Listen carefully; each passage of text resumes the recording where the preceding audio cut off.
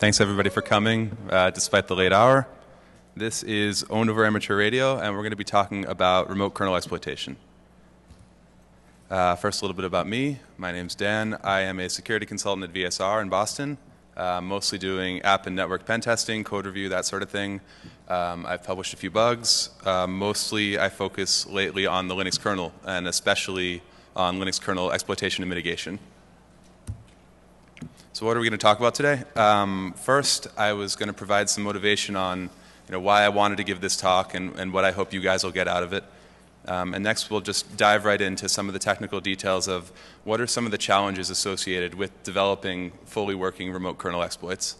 Next, we'll take a look at what some of the past work has been in remote kernel exploitation and try to draw some trends there and look at areas that haven't been covered as much. And then we'll get into the body of the talk, which is sort of a case study of an exploit that I wrote for a remote Stack Overflow in the Linux kernel's implementation of the ROSE amateur radio protocol. And this part of the talk will be in sort of two phases. In the first phase, I'll sort of explain exploitation of the vulnerability. And the second phase, I'll explain the details of the kernel backdoor that I installed during the exploitation phase. And then finally, we'll wrap up taking a look at some future work. I think remote kernel exploits sort of speak for themselves as to why they're useful. It's sort of this keys to the kingdom concept where you have instant remote root access to a machine that you previously had no interaction with. But especially when you compare them with the challenges that are facing you when you're trying to exploit client-side systems like browsers, for example. If you have a browser exploit, you're frequently facing exploit mitigation technologies like ASLR and NX or DEP. And sometimes those require the existence of a second vulnerability to bypass. And at that point, you may be running inside browser sandbox, for example, as IE9 and Chrome and most recently Safari now provide. So if you can leverage a third vulnerability to escape that sandbox, you may need to escalate privileges using a fourth vulnerability because you're running as an unprivileged user. And that seems like a lot of pain, so I prefer to skip all that. What I hope you guys will get out of this talk, this is not actually an amateur radio talk, despite the really misleading title. We're going to talk about enough of amateur radio to understand the vulnerability that I'm using. But really, this is sort of a vehicle for me to talk about exploit development methodology. So hopefully, if you guys don't have any experience writing exploits, you'll hopefully get a sense of what are some of the building blocks that we can use to exploit these kinds of vulnerabilities. What are some of the steps that we need to go through? And I'll also be showing off a bunch of sort of exploitation techniques, which I think is far more interesting and useful than doing a study of an individual bug, because bugs come and go, they get fixed all the time, but exploit techniques and learning how to mitigate them really define lots of bugs. And sort of the whole point of this is to take a look at this exploit and identify what the weak links in the chain are. What are the parts of the exploit that aren't really done so well, so that we can identify what are the easiest ways to protect against these kinds of exploits. So despite their advantages, remote kernel exploits are not trivial to write. And I've sort of identified three key points as to why there are some extra challenges associated with these kinds of exploits. The first of these is that the environment that you're working in is incredibly fragile. If you're dealing with a remote userland exploit, for example, like a web server or an FTP server or something like that, frequently, if you fail, if you're dealing with some sort of memory corruption vulnerability and you miscalculate some offsets or your exploit fails for some other reason, frequently you'll crash the application or service. In some cases, it needs to be restarted manually. In others, it'll be restarted automatically. If you're dealing with a service that actually forks child processes for each connection, you may not even crash the service itself. You'll just crash the child process, and you essentially have very minimal consequences for failure and can continue to try to exploit it.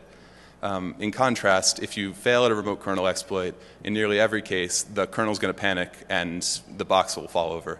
And not only will you have lost your chance to exploit that machine, but you've lost any chance of doing so with any sense of stealth. It's a little bit noisy to crash an entire machine.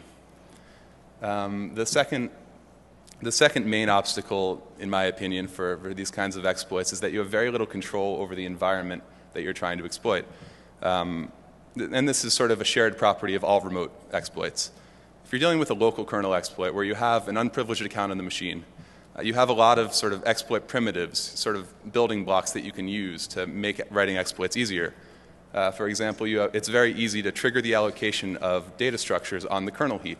You can open files or sockets or create shared memory segments. And all of these resources have structures on the kernel heap. And you can sort of trigger these allocations in such a way as to massage the heap into a state that's conducive to exploitation. Likewise, you can trigger the calling of function pointers in the kernel by performing operations on these structures that you've allocated.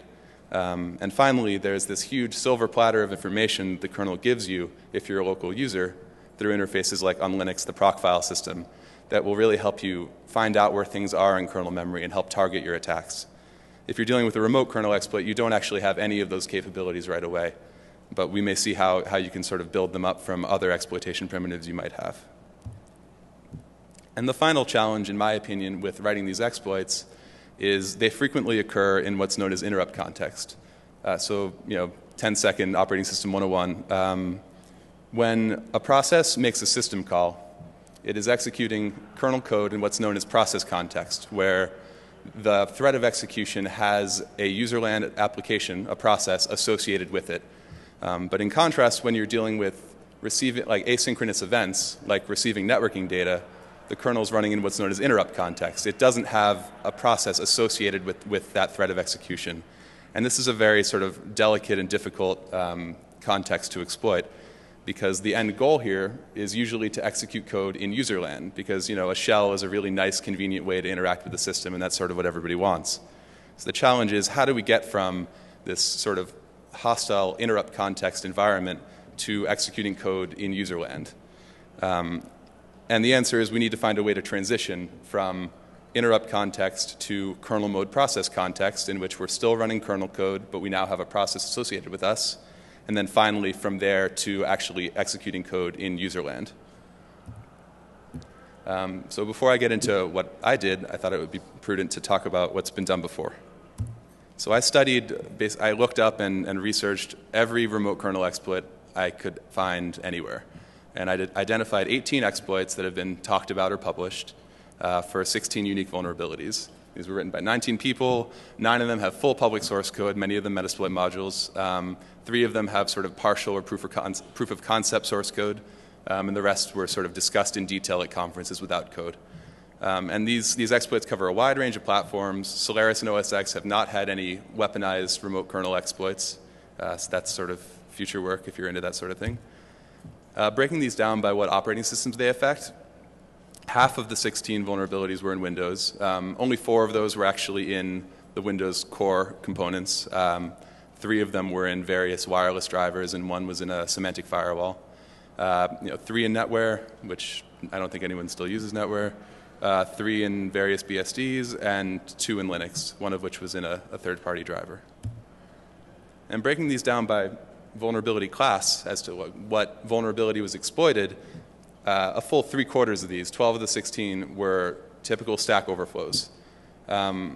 And I think this is probably because these vulnerabilities are incredibly conducive to exploitation. They're very well understood. The steps of exploiting them are known. 3 of these vulnerabilities were heap overflows, which are frequently much more difficult. And then 1 of these, Windows SMB issue, is actually an array indexing issue. I'm not sure there's actually enough data to draw meaningful conclusions about trends here, but 2007 was a busy year for kernel exploitation.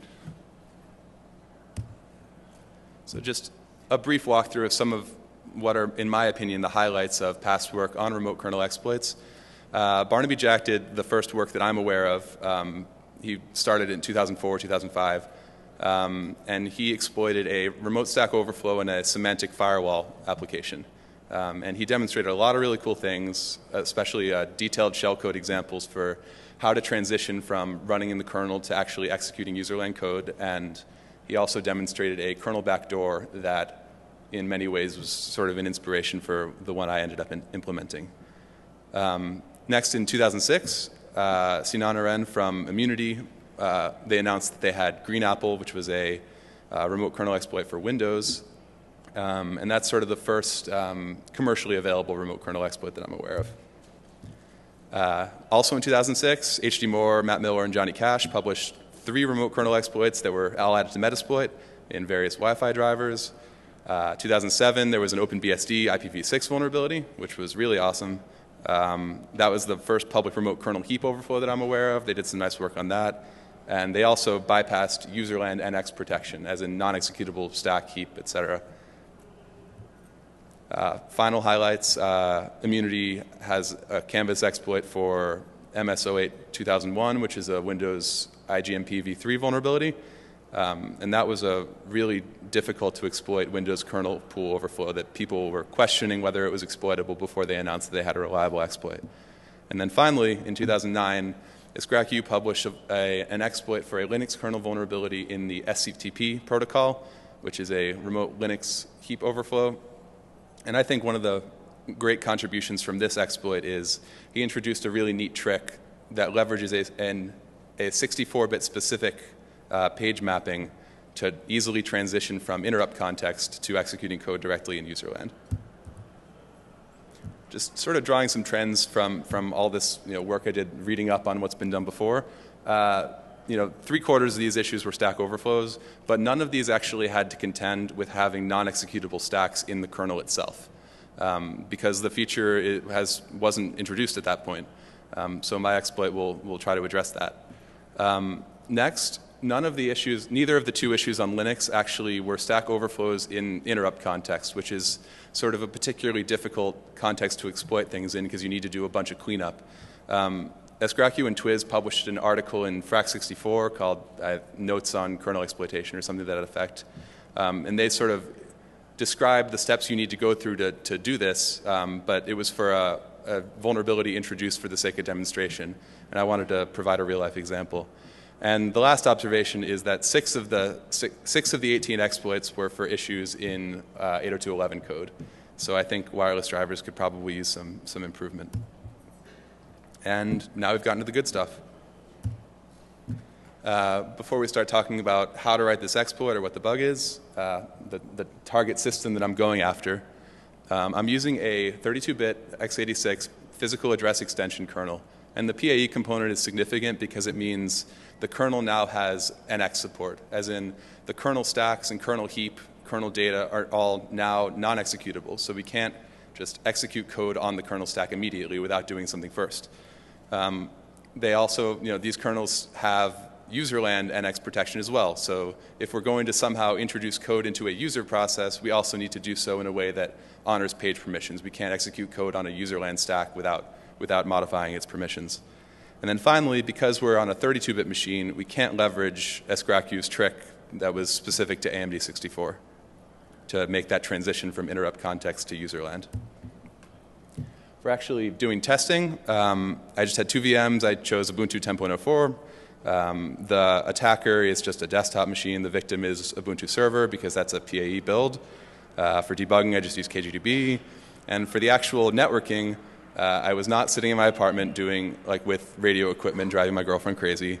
I was using BPQ, which is an implementation of AX25 amateur radio over Ethernet. So my VMs can talk to each other without me needing to buy radio hardware or get a license. And just because of the nature of the exploit, it's written entirely in x86 assembly, except for the code that sort of ties it all together and sends it over the wire. So this is the advisory that Debian put out for the vulnerability that I'm going to be exploiting. Dan Rosenberg, first they spelled my name wrong. They spelled it right in actually 5 other issues in the same advisory, got it wrong in this one, which is some sort of sign. Reported 2 issues in the Linux implementation of the amateur radio X25 PLP protocol. A remote user can cause a denial of service by providing specially crafted facilities fields. And this is a pretty interesting denial of service. So just a brief overview of the protocol we're going to be exploiting, just enough detail to talk about so you understand the vulnerability that I'll be taking advantage of. ROSE is a fairly rarely used amateur radio protocol, and it's a network layer that sits on top of AX25, which is sort of a more commonly used packet radio protocol. So in addition to 7-byte AX25 addresses, ROSE nodes have 10-digit numeric addresses to identify them. And it supports only static routing, and it does so using a digipeater mechanism where a host can essentially say, all right, I'll accept packets from this X25 call sign and forward them along to this one. So when two hosts issue a connection to each other using ROSE, they exchange what are known as facilities. And this is sort of just a list of supported features for that connection. And one of these facilities, FAC National Digis, allows one host to give the other host a list of digipeaters just so it can figure out its routing stuff.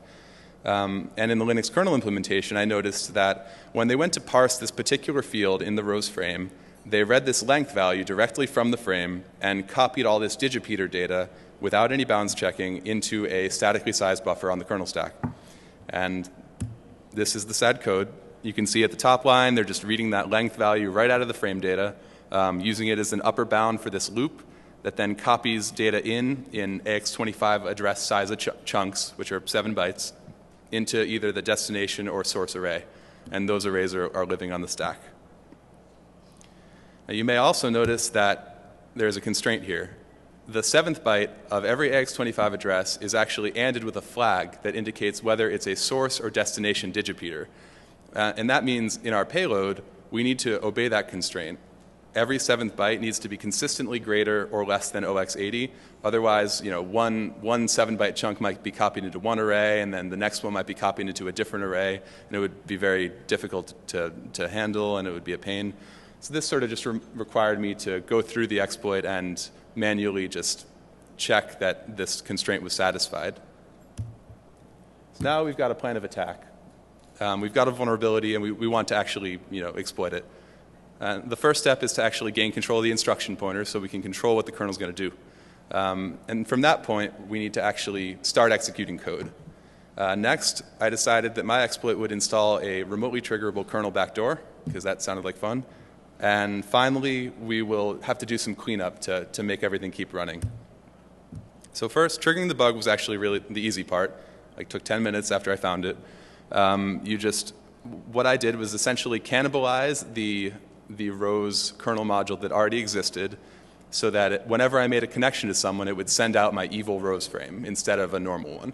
And this evil rows frame just had this particular facility field that was vulnerable, followed by a too big length value, and then a bunch of no-op instructions just for the sake of testing to see if I could actually trigger it.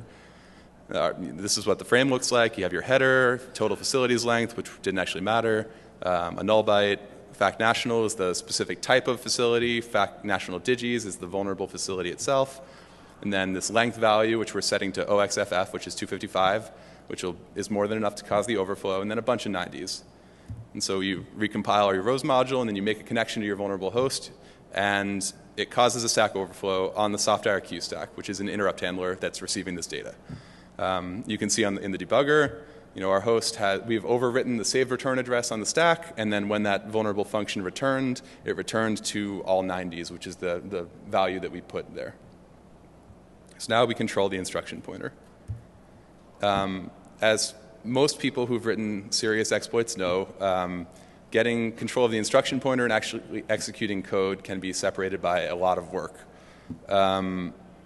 Traditionally, if it were like 1995, we would just sort of return into shellcode that was stored in our buffer that was copied onto a stack, and then we'd be running code, and that's all you need to do. The first problem is we don't actually know where the soft IRQ stack lives in memory because it's allocated at runtime, and it's going to be different on each boot.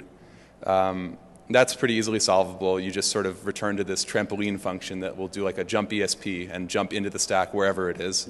The second problem, though, is that since we're running a PAE kernel, the soft IRQ stack on which we caused our overflow is non-executable memory. So if we try to return there, the kernel will just crash. And this means we need to employ return-oriented programming.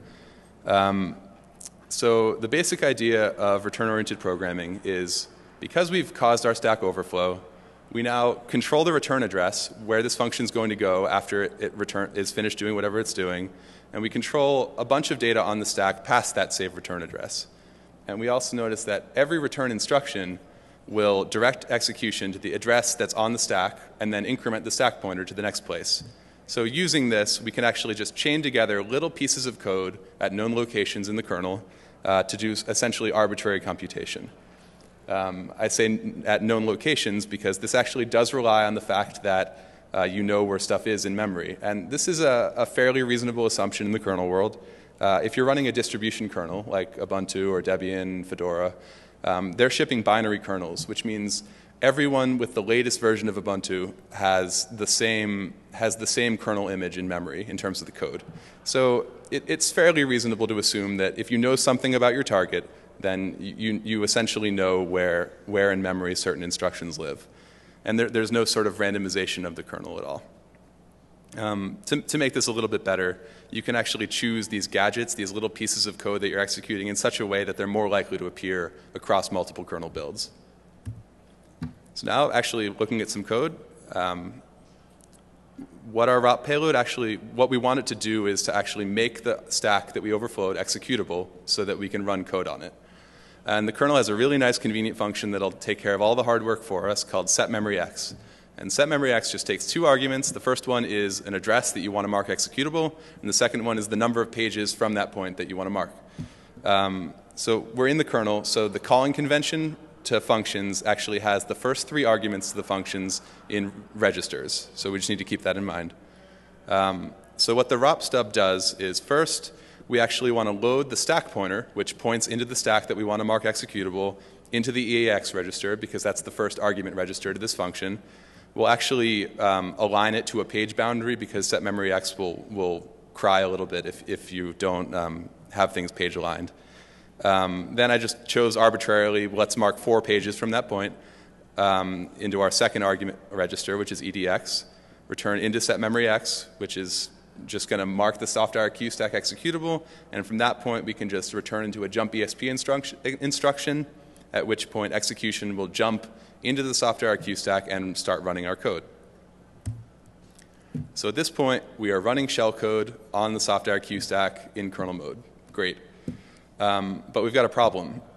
The amount of data that we could have copied into our overflowed region is limited to 255 bytes, just by nature of the particular bug that we're exploiting. And we've already used a whole bunch of that to get up to the save return instruction. We've used more for our ROP payload, so we're running very low on space, and kernel payloads can be quite big, so we really need to overcome that space constraint. But it's useful to keep in mind that that's just the part of the packet that copied into the overflow region. We have this rows frame that we sent that can be thousands of bytes big, living somewhere on the kernel heap. And I found experimentally that one of the parent functions to the function that we caused an overflow in actually has a pointer to this rows frame, the entire rows packet that we sent over. So what we can do is, now that we're executing code, all we need to do is walk up the stack, say, is this a kernel pointer? Yes, no, just heuristically. And if it is, you can follow it and look around in memory, and we'll put a tag in our rows frame so that we can find it. And then we'll eventually just find our rows frame on the kernel heap. We'll mark it executable just by calling setMemoryX and then jump into it. So now we've overcome our space constraint. We can execute arbitrary length payloads running in kernel mode right now. And the goal here is I want to install a kernel backdoor in the ICMP handler, because it's badass. So just some data structures to sort of explain what I had to do here. It's not very complicated. There's this sort of global array at a known location, because it's in kernel data, called the inet protos array. And this just is an array of pointers to these net protocol structures. There's one for sort of each IP protocol, which is redundant. Like there's a TCP one, there's UDP, ICMP. And the first member of this net protocol structure is a handler function pointer that's what gets called when the kernel receives data for that protocol. So if we can overwrite that function pointer for the ICMP protocol, then whenever we receive ICMP data, it will call into our code, and we can move on from there. So hooking ICMP is pretty straightforward. I decided to use the soft_IRQ stack itself as a place to sort of put stuff just for the exploit, because we've already marked it executable, so it's a good place to put code that we're going to need later. It's persistent. It's not going to go away while the kernel's running. And it's a very safe place, because on Linux, kernel stacks are 8 kilobytes big by default, but the bottom 4 kilobytes is guaranteed to never be written into. Otherwise, the optional 4 kilobyte stack version would never work. So anything in the bottom 4 kilobytes of the soft_IRQ stack, outside of the metadata at the very bottom of it, is a great place to store stuff. So what we do is we copy our hook, and we'll explain what that does in the second part when I describe the backdoor. But for now, it's just some code that we want to run into the soft_IRQ stack just for safekeeping. And then we want to actually install a hook so that execution will be redirected to it. First, we notice that the handler that I want to overwrite is in read-only memory, which is sort of a pain. x86 has a nice little way out for this.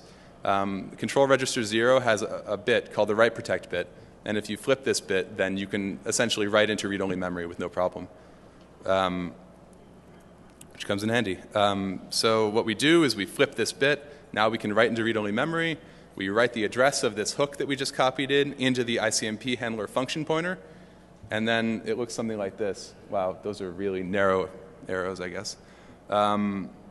So whenever our kernel receives ICMP data, it will call that handler function pointer, and execution will go to this hook that we installed. It will run whatever code we choose to run there, and then presumably when we're done, we're going to call the original ICMP function so that ping still works and stuff like that. Finally, the last phase of this exploitation component is to actually make sure that the kernel keeps running, because all this work is sort of for nothing if you do it and then the kernel just collapses. So the biggest problem here is that we've wiped out a pretty big portion of the stack by causing this overflow. And if we don't do any cleanup, then the kernel is just going to crash. The first bit of cleanup I needed to do has to do with some locks. So at the time of the exploit, the ROSE protocol was holding 2 spin locks just for mutual exclusion purposes. And if we just sort of carried on as if nothing happened, then the ROSE stack would actually deadlock and the kernel would lock up. The problem here is these spin locks live inside the ROSE kernel module, which is loaded at runtime, so we don't actually know where it is. Fortunately, it's actually pretty easy to find it. There's this global modules variable, which is the head of a linked list of loaded kernel modules. So what we can do is we just follow this linked list until we find the module named ROSE, and read this sort of module structure that is hanging off this linked list until we find where the data section of the ROSE module is.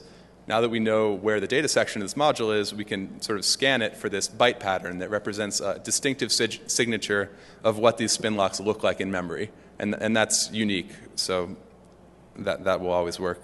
And then once we find them, we can release them by, I think it's incrementing them. The second bit of cleanup I needed to do has to do with the preemption count. So on Linux, every process has this variable called the preempt count, which sort of encapsulates a bunch of information related to scheduling. And if the kernel calls an interrupt handler, as it did when our malicious ROSE frame was received, and returns from that interrupt handler, and the preemption count isn't what it expects it to be, in the past, the scheduler would panic and everything would fall over. More recently, they put in a check where if it's not what it expects it to be, it actually just complains a little bit and fixes it for you, which is really nice for exploitation and saved me a lot of trouble when I was first getting this up and running. But for the sake of completeness, we'll avoid that warning because we don't want anything to be logged. It's really easy to find the preemption count. It just lives in this thread info structure, which is at the base of whatever process it is, kernel stack. So all we need to do is we know where the soft-IRQ stack is. We just find the base of it, and then this variable is at a known offset from that base, and we just decrement it appropriately, and that's all we need to do. Now finally, we need to do this actual cleanup so the kernel will keep running. So recalling that stacks are sort of divided into frames, which represent function contexts essentially. Our overflow has wiped out some number of frames, including all the metadata that's needed to keep things running. So what we need to do is we actually walk up the kernel stack until we match this signature that I prepare ahead of time that represents this is a frame boundary. This is a good place for us to put the stack pointer, and everything will keep running as normal once we return from there. It's sort of as if we magically teleported up to a few parent functions. So let's go over what we've done so far. And that's the end of the exploitation phase. At that point, if you send your exploit over, it installs its hook, and the kernel keeps running, and it would never notice anything happening. So what we've done so far, we trigger our overflow, gain control of the instruction pointer, and then we leverage return-oriented programming to mark the soft-IRQ stack where the overflow took place, executable, and then jump into a shellcode stub on the soft-IRQ stack. Next, because we have this space limitation, we find the entire rows frame on the kernel heap, mark it executable, and jump into it. Next, we install our kernel backdoor by hooking the ICMP handler, and then we do some cleanup that we need to do to keep the kernel running. Next, we're going to talk about the backdoor. So now, at this point, whenever an ICMP packet is received, our hook that we put in kernel memory is going to run. Now we want to talk about what that hook's going to actually do. So the first thing it does is it checks for this sort of arbitrary magic tag that I just made up in the ICMP header. And I decided that I wanted to have two distinct kinds of packets to handle. I wanted to have an install packet, and what I want that to do is sort of cause it to keep shellcode that I put in the ICMP packet around for later, just sort of let it sit in kernel memory somewhere. And then I wanted to have a trigger packet that causes that shellcode to execute somehow. And this is userland shellcode that I want to be dealing with. And these packets should be able to be sent independently, so you can sort of install a payload and come back a week later and cause it to trigger repeatedly. So we need to develop a strategy for how we're going to actually make this happen. The problem here is the ICMP handler that we've hooked is also running an interrupt context. And we want to get to userland. We want to execute code in userland. So the first phase, we need to actually transition from interrupt context to kernel mode process context, where we're still running kernel code, but it now has a process associated with our execution. In the second phase, we want to actually hijack that process that's now associated with our execution and cause it to execute our userland payload. So for the first phase, we check the magic tag when we receive an ICMP packet, and if it's an install packet, then we'll just copy the payload that's in the packet into a safe place, and we're going to keep using the SoftIRQ stack as a good place to store stuff. If we get a trigger packet, then we need to make that transition to process context. And in my opinion, the easiest way to do so is to hook a system call, because whenever a process calls a system call, it will then be executing kernel code in process context, which is where we want to be. How to do this is, it's been done before. I find the system call table at runtime by issuing an SIDT instruction, which is an x86 instruction that finds the base address of the interrupt descriptor table. And I just index into this table and pull out the handler for int80, which is system call. So that's sort of the entry code for what happens when you call system call, when you make a system call. I scan this function for a byte pattern indicating it's making a call into another table, and this other table is the system call table. So you do that, now I know where the system call table is. And the system call table is just sort of like a table of essentially function pointers that represent handlers for what happens when you make a system call, like close or open or et cetera. The system call table on Linux is read-only, but we've already figured out how to get around that. We just flip that magic bit in CR0, and we can write to read-only memory. So what we do is we just keep that system call handler, whatever one we want to hook for later, because we're going to need it, and we'll write the address of our hook code into the system call table. So now whenever someone calls that system call, it'll execute our code. Because we want the ICMP stack to keep working, then we just actually call the original ICMP handler that we kept around, so the machine still pings. So now we want to move on to phase 2. So what we've done is we've copied our userland payload that we want to execute eventually into kernel memory. And some process comes along and is going to call the system call that we chose to hook. And what we need to do now is hijack that process to execute our userland code. First of all, we're only really interested in processes that are running with root privileges. It would sort of suck if we went through all this trouble and got a connect back shell as a nobody user. So the challenge is, how do we actually check that this random process that we hijacked is a root-owned process? And you could do this by actually following various pointers in metadata associated with that process. But each of these structures sort of is unstable. They change a lot between different kernel versions. You'd have to do it heuristically, and it's sort of a pain. It'd be really nice if we could just call getUID, because that's something we know and understand. It's a very simple interface that will immediately tell us what our user ID is. But the question is it possible to call system calls from kernel mode? I mean, logically, it doesn't really seem to make sense, because a system call is designed to be an interface that user applications can call to request services from the kernel. So what happens when you make a system call via int80 from kernel mode? I'm just curious, how many of you, if you had to guess, would think that you could do this without a problem? It's pretty good. How many of you think that some issues may arise if you try to make an int 80 from kernel mode? How many of you have no clue what I'm talking about? Thanks for being honest. It turns out that most system calls will work perfectly fine when you call them from the kernel. And the details of this, you just need to know some x86 trivia, but basically the problem that I thought might arise has to do with the fact that when you transition from userland to kernel mode, you switch stacks to a kernel mode stack, and I thought that that might screw things up. But this stack switch only happens when you're changing privilege levels. So if you make a system call from kernel mode, you just skip the stack switch and use whatever stack is still there. And this is just like any other interrupt that is intra-privilege level, as in, there are lots of interrupts that can be called from ring 0, and there's really no problems here. There are a few exceptions to this rule. Some system calls actually require the stack to be in a certain state using this per thread register structure. And when you do it from kernel mode, these assumptions are violated, so it won't work properly.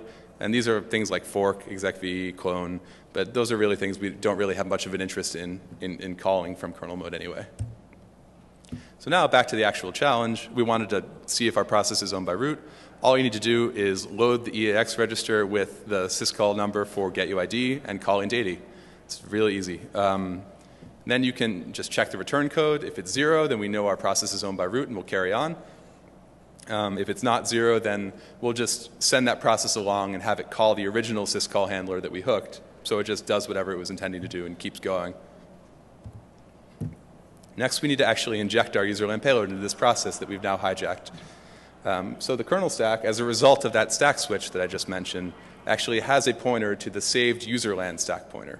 So when the process enters kernel mode, the CPU pushes the userland stack pointer onto the kernel stack so it can, when it returns from that system call, it knows to put its stack back to where it was. So let's put our payload on the userland stack because we can just read that pointer and know where it is. So what we do is we copy that userland payload that we installed earlier as part of that sort of install packet from kernel memory, wherever we put it, onto this process's userland stack. Because we have a modern system, the userland stack is non-executable memory, so we can't immediately execute code there, but that's easy enough to fix. We'll just call mprotect by loading the appropriate system call number in EAX and arguments and make an int 80 from kernel mode to mark the userland stack executable. Now finally, sort of one of the last things we need to do is actually make sure that when this process that we're hijacking returns from the system call that it's in, it runs our code. So in addition to saving the userland stack pointer, the kernel saves the userland instruction pointer on the kernel stack so that when it returns from the system call, it knows where to go. So we just need to overwrite this pointer on the stack with the address of this userland shellcode that we just injected, and then when it returns, it'll run our code in userland. Because we want to do things perfectly and make sure nothing crashes, we actually, after we've done this, we'll jump to the original handler for that system call that we hijacked. So if we hooked close, for example, we want the close to still actually happen. Now the sort of part where you get to use your imagination, because we set this up this way, you can use whatever userland payload you want. Connect back shell is good. You can use Metasploit payloads for all I care. One thing that I did do is that regardless of what userland payload you provide, I prefix it with a stub that makes sure that the process you hijacked keeps running. And all this stub does is forks a new process, and then the child runs the shellcode that you injected. Wow, it's rowdy over there. The child runs the shellcode that you injected, and the parent process of the fork will jump to where it was originally going to go, so that if you're hijacking something important, it will keep doing whatever it was doing and be none the wiser. So now is the real fun part where I get to demo this and pray to the demo gods. So I've got 2 VMs up and running. This is awful.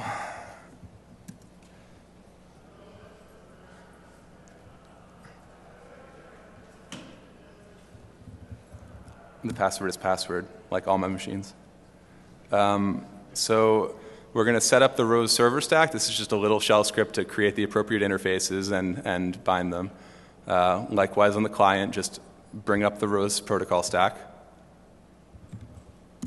I've aliased call to just make a rows call from this host, elite1, to the victim host, loser1, using the rows port associated with this host. So when I type that, we've loaded our kernel exploit into this attacker machine's kernel. So whenever we make a call, it'll send our exploit over to the victim.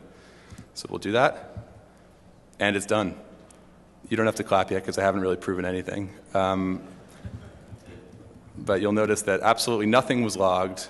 That's all just residual from bringing up the row stack.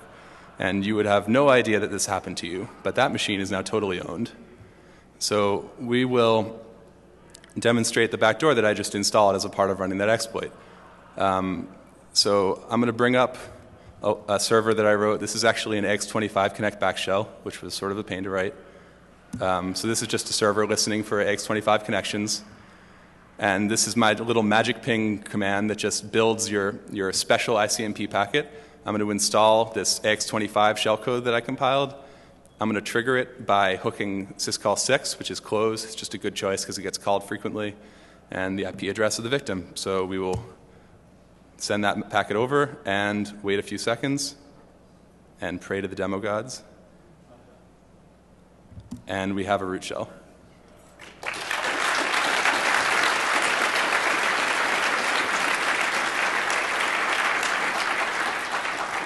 Now, of course, once you've compromised a host, you need to always check for the 0day.txt file living in the home directory because you've earned it.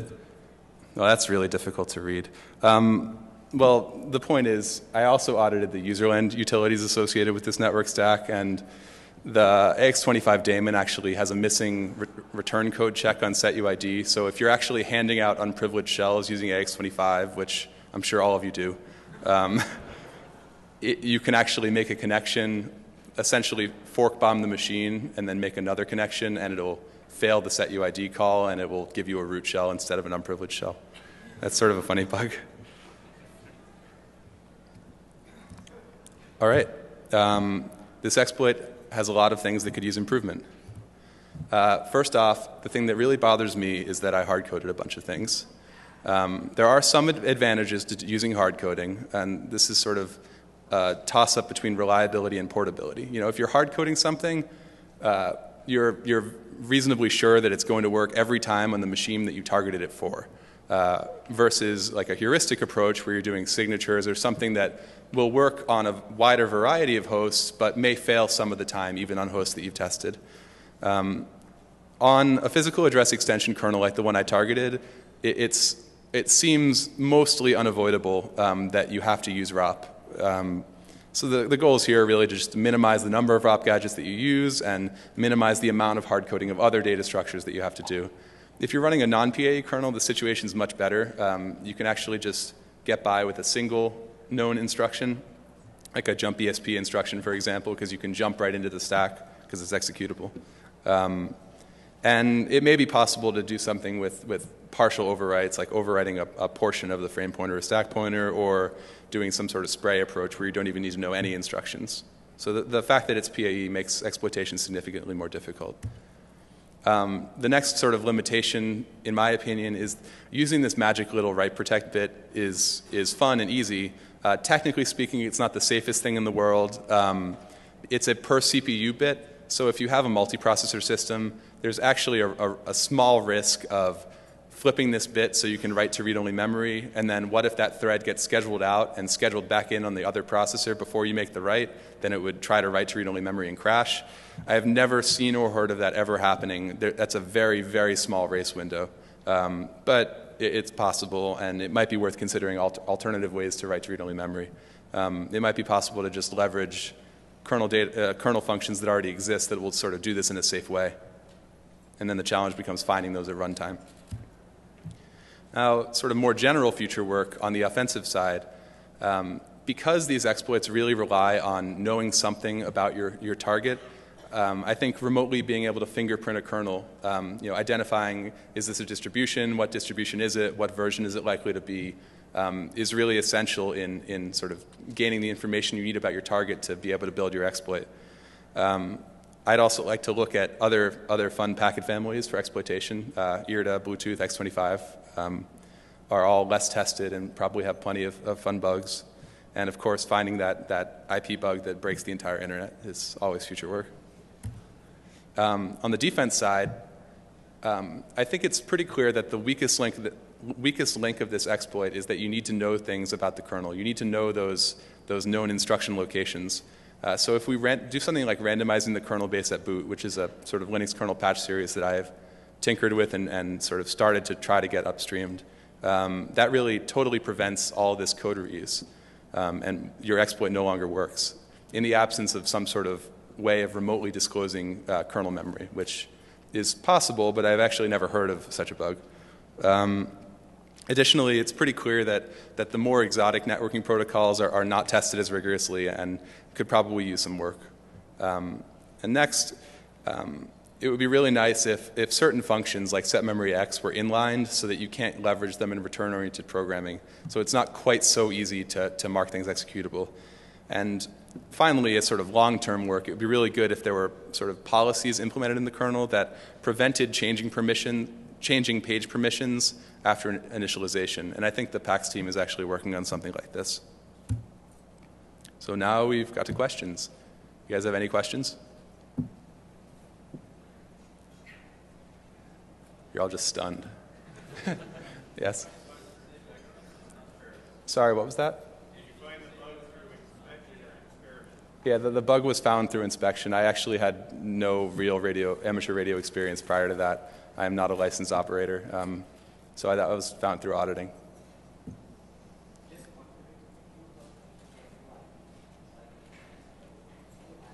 If I hooked GetUID in my exploit, that would probably cause an infinite loop, yeah. Because exactly. You would, your hook would get called, and then you would call GetUID in your hook, and it would call your hook again. Don't use that one, I guess. Good point.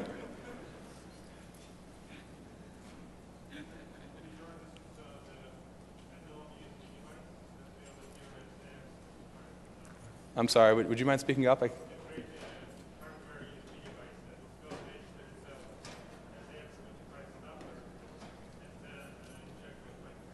You mean, if I understand, did you mean creating a USB device that sort of exploits itself? You need to get what on the system?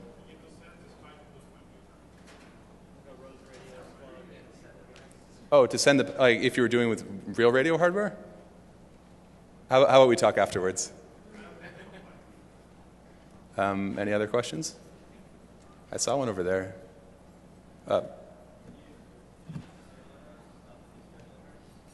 Can you just disable interrupts? Oh, that would probably help, yeah. For the write protect bit, you mean? Yeah, I think that would probably work, yeah. Good idea. John? No. No, I don't want to marry you, John. Yes. Congratulations. All right, cool. Thanks, guys.